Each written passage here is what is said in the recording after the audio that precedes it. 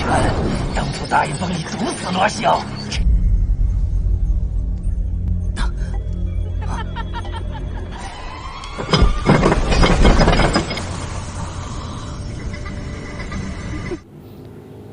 Assalamualaikum warahmatullahi wabarakatuh. Halo guys, jumpa lagi kita di channel Alam Penciptaan Movie. Pada hari ini kita akan melanjutkan alur cerita dari dongeng series yang berjudul Apoteosis. Kita akan melanjutkan alur ceritanya di episode keempat. Sebelum masuk ke alur ceritanya, mohon dengarkan dengan baik dan cermati alur ceritanya. Jika ada yang salah dari alur ceritanya, tolong dimaklumi dan saya mohon maaf. Oke guys, tanpa banyak bicara lagi, langsung saja kita masuk ke dalam ceritanya.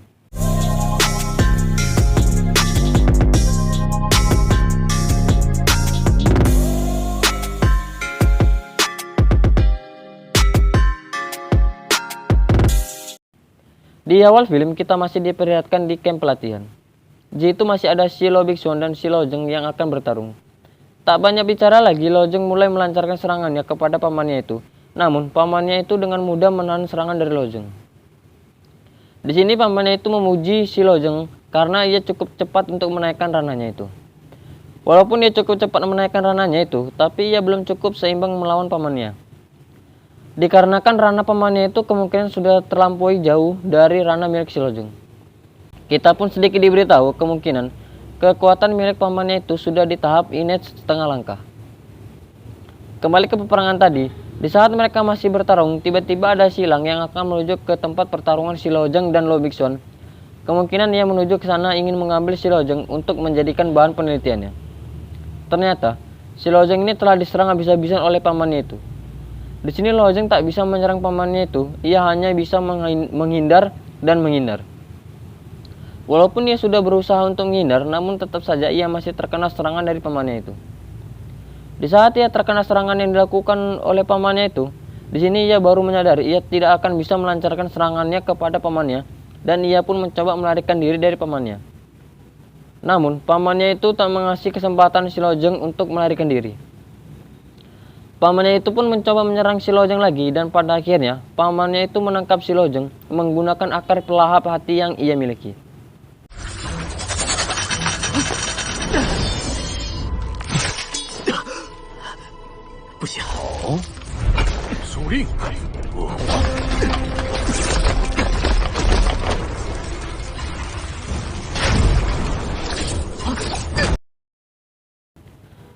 Pada akhirnya, pamannya itu berhasil menangkap si Lojeng.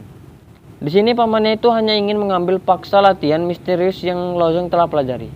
Namun, si Lojeng tidak memberikan latihan misterius itu kepada pamannya.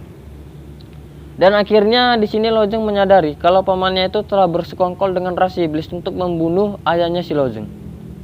Di saat mereka berdua asik berbicara, tiba-tiba ada seseorang yang datang dengan tertawa.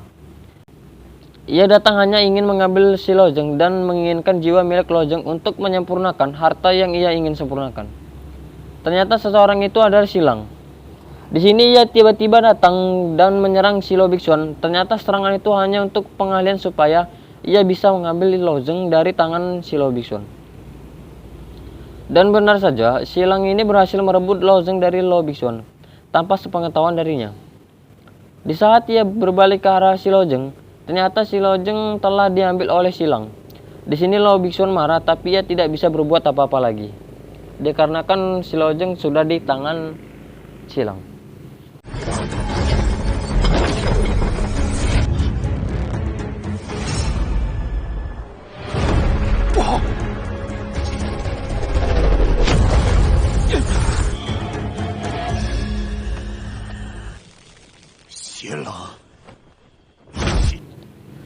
Setelah dari camp pelatihan, di sini kita dibawa kepada si Lojeng yang telah terikat oleh rantai dan tergantung di atas tungku besar. Kemungkinan ia sedang berada di sarang milik Silang. Dan benar saja, selang beberapa menit Silang pun datang. Sambil berkata, akhirnya aku menemukan bahan yang berkualitas untuk menyempurnakan yang aku inginkan. Ternyata di sini Lojeng baru menyadari kalau orang yang di depannya itu adalah Silang. Dan si Lojeng pun beranggapan kalau Silang dan Lo Bixuan telah bersekongkol untuk membunuh ayahnya.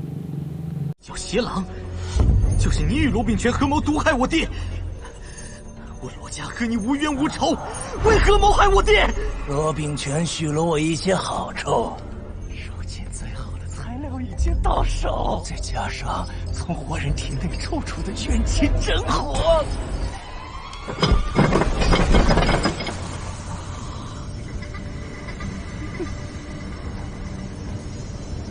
大爷，我一定可以让你成为绝世灵器。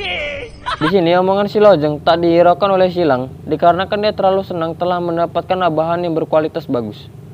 Pada akhirnya di sini kita diberitahu ternyata ia mencari bahan yang berkualitas yang bagus hanya untuk menyempurnakan sebuah pedang yang sudah ada jiwa milik seseorang wanita. Kemungkinan seorang wanita itu adalah masa lalunya Silang.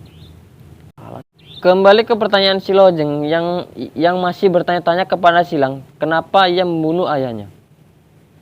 Ternyata Silang ini dijanjikan oleh Lo Bixuan.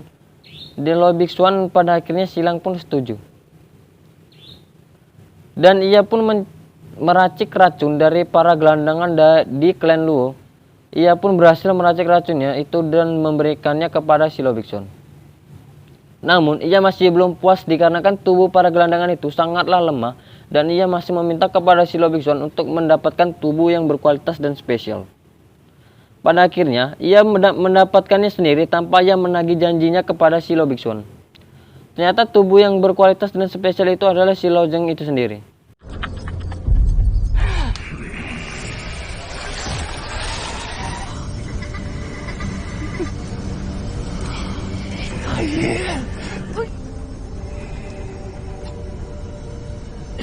罗秉权许了我一些好处。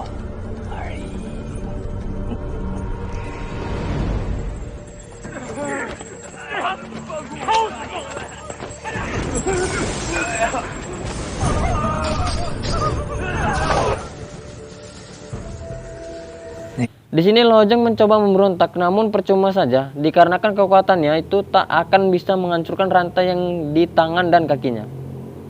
Tanpa banyak bicara lagi, Silang pun langsung memulai penyempurnaannya dengan tubuh milik si Lojeng. Ini Lojeng merasakan kalau kekuatannya itu telah tersedot ke dalam tungku itu. Silang pun berusaha keras untuk menyempurnakan pedangnya itu. Seluruh kekuatannya itu dikeluarkan sampai ada penolakan dari tubuh milik si Lojeng. Dikarenakan ada seekor naga yang dikeluarkan dari tubuh si Lojeng.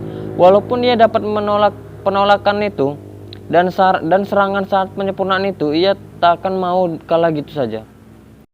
Ia pun mencoba menelan sebuah pil dan benar saja kekuatannya bertambah kuat dan ia juga mempercepat penyempurnaannya itu.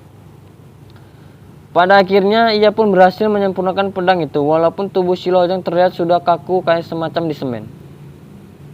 Setelah si Lojeng telah kaku macam kayak dicor, di sini kita dibawa ke lautan sadaran milik si Lojeng.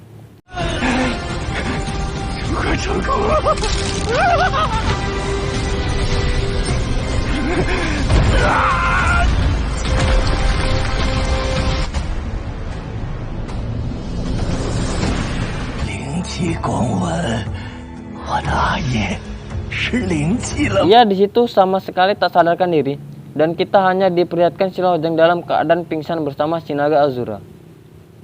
Di sini naga itu nampak kasihan kepada si Lojeng karena tubuh milik si Lojeng terlalu lemah dan naga tersebut memberikan kekuatannya kepada si Lojeng. Dikarenakan jika Lojeng mati, naga tersebut akan juga ikut mati. Di saat naga itu memberikan kekuatannya, tiba-tiba tubuhnya Lojeng bereaksi dan berhasil menghancurkan dari bekuan itu. Tubuhnya pun berhasil memutuskan rantai yang mengikat di tangan dan kakinya. Setelah ia berhasil terbebas dari bekuan itu, Lojeng pun langsung menyerang Silang. Di saat bentrokan kedua kekuatan itu, tiba-tiba episode hari ini telah selesai. Kita akan melanjutkan episode berikutnya di pertemuan selanjutnya. Jadi, jika kalian ingin mengetahui alur cerita ini, kalian bisa mengikuti channel ini dengan cara klik subscribe. Dan jangan lupa juga untuk mengaktifkan loncengnya, supaya dapat notif-notif dari channel ini. Oke, sampai jumpa lagi di pertemuan berikutnya.